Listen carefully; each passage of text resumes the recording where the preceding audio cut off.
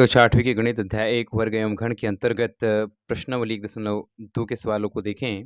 जहाँ पर है पहला सवाल, निम्न संख्याओं में से कौन सी संख्या पूर्ण घन है और कौन सी नहीं। इन दिए गए सवालों में आपको बताना है कि कौन सी संख्या पूर्ण घन है और कौन सी संख्या पूर्ण घन नहीं है करके। तो सबसे पहले हम घन संख्या क्या है इसको समझ लें। जैसे कि देख रहे हो आप, घन संख्या किसी संख्या को उसी संख्या से गुणा करने पर प्राप्त गुणनफल को उस संख्या की वर्ग संख्या कहते हैं। कोई संख्या रहेगा और उस संख्या को उसी संख्या के साथ जब हम गुणा करते हैं तो प्राप्त गुणनफल को हम क्या कह रहे थे? वर्ग संख्या कह रहे थे। अब यदि उस गुणनफल को पुनः उसी संख्या से गुणा कर दिया जाए तब प्राप्त संख्या को उस संख्या की घन संख्या कहेंगे। मतलब एक ही संख्या को कितने बार गुणा करने के लिए कहा गया है? फिर 3 बार। जैसे कि यहाँ उदाहरण के माध्यम से समझते हैं हम। 1 गुणित 1 अगर करते हैं तो जो उत्तर आएगा, जो गुणनफल आएगा वह क्या कहलाती है? वर्ग संख्या कहलाती है। लेकिन अब इस संख्या को एक बार पुनः उसी संख्या से गुणा कर देंगे तो जो प्राप्त गुणनफल आएगा वह उसकी घन संख्या कहलाएगी। जिस इस रूप में भी लिख सकते हो 1 की घात 3 बराबर 1। या यहाँ से देखें 2 गुणित 2 करते हो तो कितना आएगा? 4 आएगा। तो ये 4 पूर्ण वर्ग संख्या कहलाती थी। लेकिन 2 गुणित 2 गुणित 2 मतलब एक बार और गुणा कर दें तो अब गुणनफल कितना आएगा? 8 आएगा। तो इस 8 को हम क्या कहेंगे? पूर्ण घन संख्या कहेंगे। यहाँ से देखें 3 गुणित 3 करते हैं तो 9 आएगा। तो 9 पूर्ण वर्ग संख्या कहलाती थी। लेकिन इस 3 गुणित 3 के साथ एक बार और 3 का ही गुणा कर दें तो मान आएगा, गुणनफल आएगा, वो होगा 27। तो इस 27 को हम पूर्ण घन संख्या कहेंगे। तो यहाँ पर जितने भी मान दिखाई दे रहे हैं 1, 8, 27 और ये 4 गुणित 4 गुणित 4 करेंगे तो 64 और 5 गुणित 5 गुणित 5 करेंगे तो 125। इसी प्रकार से क्रमशः आप देख रहे हो।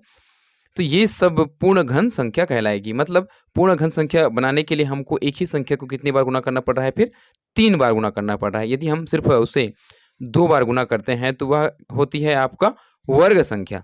इसको यहाँ पर और या करके लिखा गया है, देखो 1 गुणित 1 गुणित 1 3 बार गुणा किया गया है तो 1 की घात 3 लिख सकते हैं इसको। 2 गुणित 2 गुणित 2 तो ये 2 की घात 3 लिख सकते हैं, 3 बार गुना है तो। इस प्रकार से आप समझ गए होंगे आखिर पूर्ण घन संख्या किस प्रकार से प्राप्त करते हैं। तो पूछा गया है 125 पूर्ण घन संख्या है या नहीं करके। तो 125 का सबसे पहले हमको क्या निकालना पड़ेगा? अभाज्य गुणनखंड निकालना पड़ेगा। यहाँ 125 का अभाज्य गुणनखंड को देखें, ये 5 से जाएंगे, 5 दूनी 10, ये 12 तक था तो 5 दूनी 10 तक ही गया। तो यहाँ बचा है 2 और 5 पंचे 25, ये फिर 5 पंचे 25 और 5 एकम 5। तो ये 125 के अभाज्य गुणनखंड है। 125 के अभाज्य गुणनखंड को यहाँ से देखें, 125 के अभाज्य गुणनखंड 5 गुणित 5 गुणित 5। अब इसका क्या करेंगे? जैसे कि आप देख रहे थे पूर्ण घन संख्या के लिए एक ही संख्या को कितनी बार गुणा करना पड़ता था? 3 बार। तो फिर हमको क्या करना पड़ेगा? इसमें त्रिक बनाना पड़ेगा। जैसे वर्ग संख्या बनाने के लिए हमको क्या करते थे? 2 संख्याओं का आपस में एक जोड़ा तैयार करते थे। तो यहाँ पर घन संख्या बनाने के लिए क्या करना पड़ेगा? त्रिक बनाना पड़ेगा। 3 संख्याओं की तिगड़ी बनाना पड़ेगा। तो यहाँ 5 गुणित 5 गुणित 5 3 संख्याओं की त्रिक बन गई है, जिसको हम त्रिक कहेंगे। त्रिक यानी 3 संख्याओं की तिगड़ी कह सकते हो। 25 के अभाज्य गुणनखंडों की सभी त्रिक बन रहे हैं, अतः 125 पूर्ण घन संख्या है। दूसरा सवाल है जहाँ पर दिया गया है 800। 800 क्या पूर्ण घन संख्या है कि नहीं, ये बताना है। तो सर्वप्रथम हम देखें 800 के अभाज्य गुणनखंड को। यहाँ से देखें 2 से भाग जाएगा, 2 चौक 8, 2 शून्यम 0 और 2 शून्यम 0, 2 दूनी 4, 2 शून्यम 0 2 शून्यम 0 और 2 एकम 2, 2 शून्यम 0 और 2 शून्यम 0, 2 पंचे 10 और 2 शून्यम 0, 2 दूनी 4, यहाँ बचेंगे 1, तो ये बन गया है फिर अब 10, 2 पंचे 10, ये 25 आया है, 5 से भाग जाएगा, 5 पंचे 25 और फिर 5 एकम 5। तो ये सभी क्या है? 800 के अभाज्य गुणनखंड है। तो 800 के अभाज्य गुणनखंड को यहाँ से देखें और इन अभाज्य गुणनखंडों का क्या बनाना पड़ेगा? हमको त्रिक बनाना पड़ेगा। तो ये 2 का त्रिक बन गया, लेकिन ये वाला जो 2 है उसका त्रिक नहीं बन रहा है, सिर्फ जोड़ी ही तैयार हो रहा है और यहाँ 5 का भी कोई त्रिक नहीं बन रहे हैं। तो 800 के अभाज्य गुणनखंड के सभी त्रिक नहीं बन रहे हैं, सिर्फ एक ही बार त्रिक बना है, लेकिन इसका त्रिक नहीं बन पाया और फिर 5 का भी तो त्रिक नहीं बन पाया है। तो जब सभी त्रिक नहीं बन रहे हैं तो अतः 800 पूर्ण घन संख्या नहीं है। यदि यहाँ पर भी त्रिक बन जाता, इसका भी त्रिक बन जाता तो 800 क्या होती? एक पूर्ण घन संख्या होती। लेकिन यहाँ 800 के अभाज्य गुणनखंडों के सभी त्रिक नहीं बन रहे हैं, अतः 800 पूर्ण घन संख्या नहीं है। इसके तीसरे नंबर के सवाल को देखें, जहाँ पर दिया है 729। 729 पूर्ण घन संख्या है या नहीं बताना है। तो 729 के अभाज्य गुणनखंड को देखें, ये 3 से भाग जाएगा। 3 दूनी 6 और 3 चौक 12 और फिर हो जाएंगे 3 तिया 9। 243 है, ये भी 3 से भाग जाएगा। 3 अट्ठी 24 और 3 एकम 3, यहाँ 81। तो 3 दूनी 6, यहाँ बचेंगे 2, तो ये 2 और यहाँ 1, तो कितना हो जाएगा 21। तो 3 सत्ते 21। अब हो जाएंगे 3 या 27, 3 तिया 9 और फिर 3 एकम 3। तो 729 के ये सभी अभाज्य गुणनखंड है उसके। अब इनका हमको क्या बनाना पड़ेगा, त्रिक बनाना पड़ेगा। तो 729 के अभाज्य गुणनखंड में इन सभी अभाज्य गुणनखंडों के त्रिक बनाने का प्रयास किया तो सभी के त्रिक बन रहे हैं। यहाँ से त्रिक बन रहा है, यहाँ से त्रिक बन रहा है। तो आपने देखा 729 के अभाज्य गुणनखंडों के सभी त्रिक बन रहे हैं, अतः 729 पूर्ण घन संख्या है। चौथा सवाल है, जहाँ पर दिया है 2744, बताना है आपको कि ये संख्या पूर्ण घन है या नहीं करके। तो सबसे पहले हम 2744 के अभाज्य गुणनखंड कर लें। यहाँ 2744 के अभाज्य गुणनखंड को देखें तो 2 एकम 2 और हो जाएंगे 2 तिया 6, यहाँ बचा है 1 और ये 4, तो ये हो गया, ये हो गया 14 और 2 सत्ते हो जाएंगे फिर 14 और 2 दूनी 4। अब यहाँ से 2 6 का 12, 1 बचेंगे, तो ये हो गया फिर 17 और 2 अट्ठे 16, फिर से 1 बचेगा, तो ये हो जाएंगे 12 और 2 6 का 12। फिर 2 से भाग जाएंगे, 2 तिया 6, 2 चौक 8 और 2 तिया 6, 7 चौक 28, 343 था, ये 3 से भाग नहीं जाएगा, ये सीधा 7 से जाएगा। 7 चौक 28, यहाँ बचेंगे 6 और ये है 3, तो फिर हो जाएंगे ये 63 और 7 निया 63, 7 सत्ते 49 और 7 एकम 7। तो 2744 के ये अभाज्य गुणनखंड है और इन अभाज्य गुणनखंडों का हमको क्या बनाना है, फिर त्रिक बनाना है। तो यहाँ 2 के त्रिक बन गए हैं, 7 के भी त्रिक बन गए हैं। आपने देखा 2744 के सभी अभाज्य गुणनखंडों के त्रिक बन रहे हैं, यहाँ सभी त्रिक बन गए।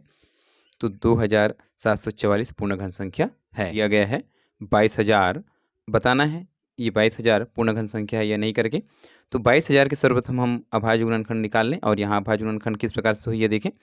2 एकम 2, 2 एकम 2, 2 शून्यम 0, 2 शून्यम 0, 2 शून्यम 0 और यहाँ पर हो जाएगा 2 पंचे 10, 11 है तो 1 बचा है, तो ये फिर बन गया आपका 10, 2 पंचे 10 और ये 2 शून्यम 0, 2 शून्यम 0, 2 दूनी 4, 5 है तो 1 बचा है यहाँ, तो ये हो जाएंगे फिर 15, 2 सत्ते 14, फिर से 1 बचा है, तो ये हो गया 10, 2 पंचे 10 और 2 शून्यम 0। यहाँ से आगे देखें, 2 एकम 2, 2 तिया 6, 1 बचा तो ये 5 है यहाँ, तो 14 हुआ, 2 सत्ते 14, 1 फिर बचेगा यहाँ से, तो ये हो गया 10 और 2 पंचे 10, 5 दूनी 10, यहाँ बचा है 3, तो 3 और ये 7 है तो 37 हो गया, तो 5 सत्ते 35, यहाँ बचेंगे 37 है और 5 सत्ते 35 तक गया, तो फिर कितना बचा गया 2, तो ये 2 और यहाँ से फिर बचे, ये बचा है आपका 5 तो 25, तो 5 पंचे 25। और अगला देखें फिर, ये 5 पंचे 25, यहाँ फिर 2 बचा है, ये हो गया 25, 5 पंचे 25, 5 एकम 5 और 5 एकम 5, ये हो गया फिर 11 और 11 एकम 11। तो 22,000 के ये क्या है, अभाज्य गुणनखंड है। इन अभाज्य गुणनखंडों को हम त्रिक बनाने का प्रयास करें तो ये 2 का त्रिक बन गया, 5 का त्रिक बन गया, लेकिन 11 का कोई त्रिक नहीं है। आपने देखा 22,000 के अभाज्य गुणनखंडों में 2 व 5 के तो त्रिक बन गए हैं, लेकिन 11 का कोई त्रिक नहीं बन रहे हैं, अतः 22,000 पूर्ण घन संख्या नहीं है। अगर 6वें नंबर के सवाल को देखें, जहाँ दिया गया है 832, बताना है पूर्ण घन संख्या है या नहीं।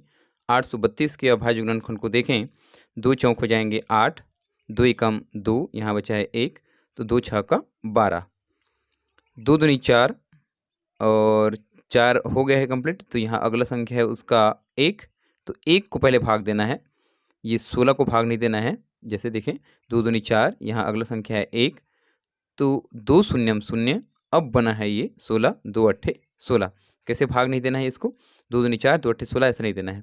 देख लो एक बार और, 2 दूनी 4 और फिर अगला संख्या है 1, तो 2 शून्यम 0, अब ये 1 और 6 हो जाएंगे फिर 16, 2 अट्ठे 16, 2 एकम 2, 2 शून्यम 0, 2 चौक 8, 2 पंचे 10, 2 दूनी 4, 2 दूनी 4 और 2 6 का 12, 2 एकम 2 और 2 तिया 6, ये 13 है तो 13 एकम 13। 832 के ये रहा अभाज्य गुणनखंड और इन अभाज्य गुणनखंडों के हमको त्रिक बनाना है। तो 2 के त्रिक बन गए, यहाँ भी 2 के त्रिक बन गए हैं, लेकिन तेरा ये अकेला है, ये तेरा की कोई त्रिक नहीं बन रहा है। ये देखिए 1, 2, 3 एक त्रिक हो गया, 1, 2, 3 एक त्रिक हो गया, लेकिन 13 का कोई त्रिक नहीं बन रहे हैं। चूँकि 832 के अभाज्य गुणनखंडों में 2 के तो त्रिक बन रहे हैं, किंतु 13 का कोई त्रिक नहीं बन रहे हैं, अतः 832 पूर्ण घन संख्या नहीं है। तो इस प्रकार आसानी से यहाँ के सवालों को आप हल कर सकते हैं। ठीक है?